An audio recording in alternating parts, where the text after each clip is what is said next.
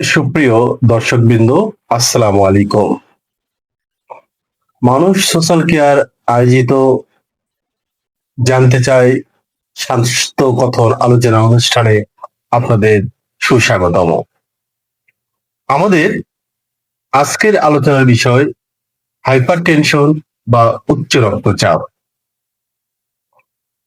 প্রথমে আমরা জানব হাইপারটেনশন বা উচ্চ রক্তচাপ কি। হাইপারটেনশন বা উচ্চ রক্তচাপ হলো আমাদের দেহের রক্তের একটি অস্বাভাবিক চাপ। এই ডিজিজকে অনেক ক্ষেত্রে সাইলেন্ট কিলার হিসেবেও বলা যায়, কেননা এই ডিজিজের ফলে অনেক সময় হার্টের প্রবলেম হতে পারে, কিডনির সমস্যা হতে পারে এবং ভীষণ লস হয়ে যেতে পারে।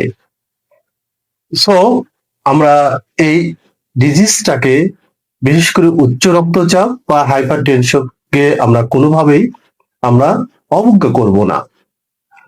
তো প্রথমেই আরেকটা জিনিস আমাদের জানা দরকার, সেটি হলো উচ্চ রক্তচাপের স্বাভাবিক মাত্রাটা কত। আসলে স্বাভাবিক মাত্রাটা হলো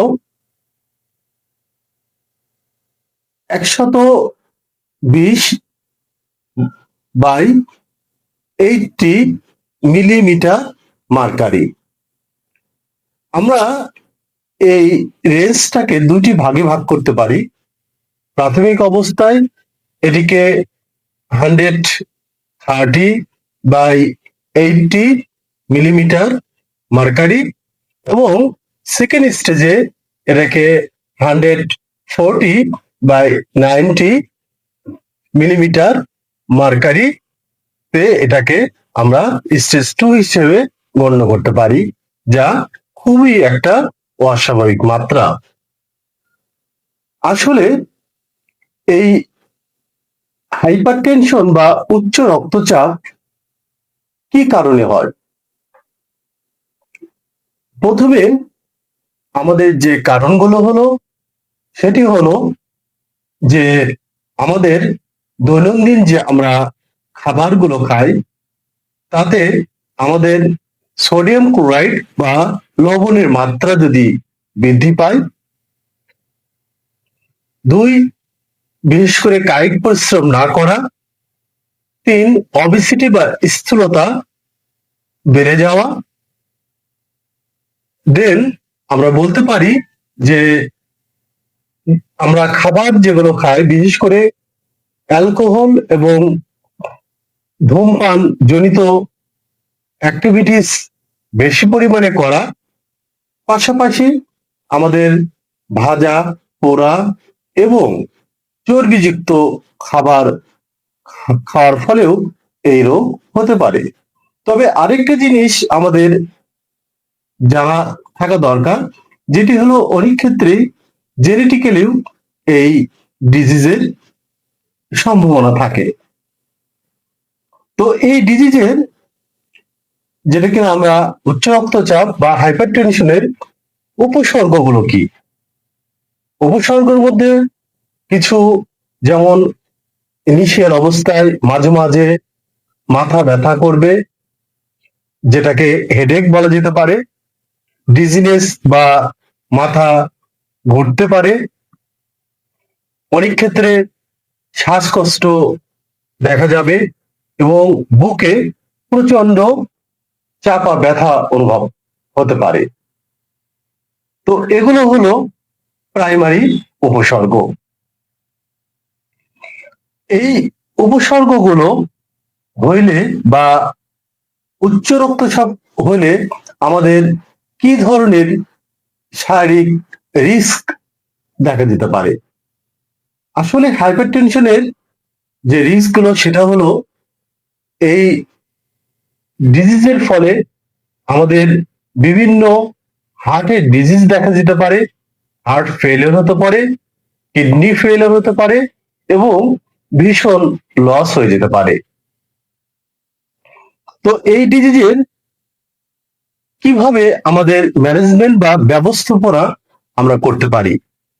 প্রথমে আমাদের যেটি করতে হবে, আমাদের লাইফ স্টাইলটাকে চেঞ্জ করতে হবে। সেক্ষেত্রে খাদ্যাভ্যাস আমাদেরকে চেঞ্জ করতে হবে। বিশেষ করে আমরা যারা লবণ পাতে বেশি খাই, সেটা খাওয়া যাবে না। দৈনিক 5 গ্রামের বেশি সোডিয়াম ক্লোরাইড বা খাবার লবণ কখনোই খাওয়া যাবে না।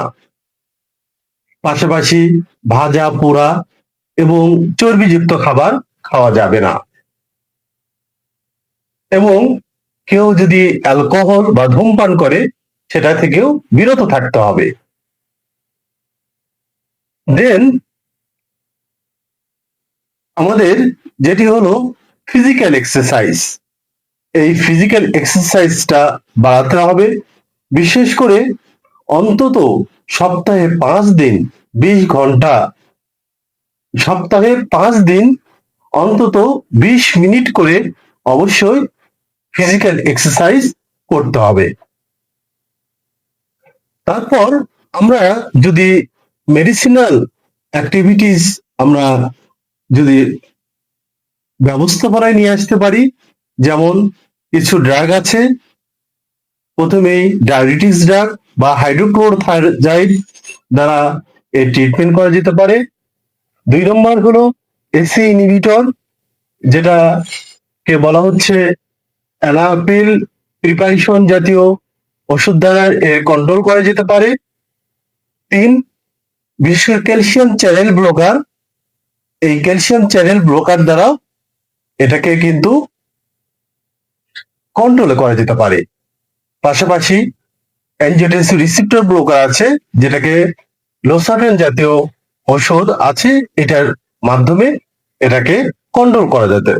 তবে অবশ্যই সেক্ষেত্রে একজন বিশেষজ্ঞ চিকিৎসকের শরণাপন্ন হতে হবে। তবে কখনোই ওষুধ গ্রহণ করলে তা নিজের ইচ্ছায় বন্ধ করা যাবে না। তো যেহেতু এই হাইপারটেনশন বা উচ্চ রক্তচাপ একটি কন্ট্রোলযোগ্য একটা ডিজিজ, তাই আমরা আমাদের লাইফস্টাইলকে চেঞ্জ করে, আমাদের খাদ্যাভ্যাসকে চেঞ্জ করে, সচেতন হয়ে এবং চিকিৎসকের শরণাপন্নর মাধ্যমে আমরা এই ডিজিজকে আমরা নিয়ন্ত্রণ করতে পারি। আর যদি আমরা এটাকে অবহেলা করি, তাহলে কিন্তু আমাদের হার্ট ফেলিওর হবে, স্ট্রোক হতে পারে। পাশাপাশি দেখা যাচ্ছে যে কিডনি ডিজিজও হতে পারে, এমনকি অনেক সময় ভীষণ লস হয়ে যেতে পারে। তাই আমরা এই ডিজিজকে অবজ্ঞা করব না, এই ডিজিজ সম্পর্কে সচেতন থাকব, নিজেকে সুস্থ রাখবো এবং সমাজকে সুন্দর রাখবো। তাহলে নিজের উন্নয়ন হবে, দেশের উন্নয়ন হবে এবং আমাদের সমাজ থাকবে সুন্দর, হেলদি। ধন্যবাদ। আবার কোনো একটা টপিকস নিয়ে সামনে আলোচনা হবে এভাবেই। Thank you.